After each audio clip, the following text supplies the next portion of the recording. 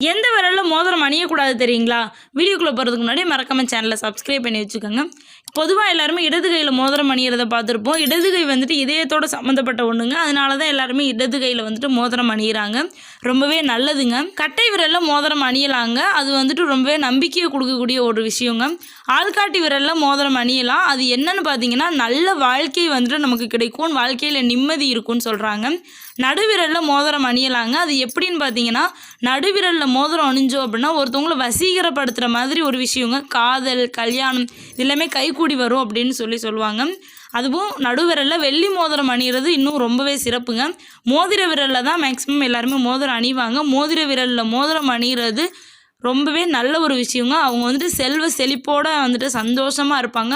அதுவும் தங்க மோதிரம் அணிகிறது ரொம்பவே பெட்டருங்க. எந்த விரலில் மோதிரம் அணியக்கூடாது அப்படின்னு பார்த்தீங்கன்னா, சுண்டு விரலில் மோதிரம் அணியக்கூடாதுங்க. ஏன்னு பார்த்தீங்கன்னா,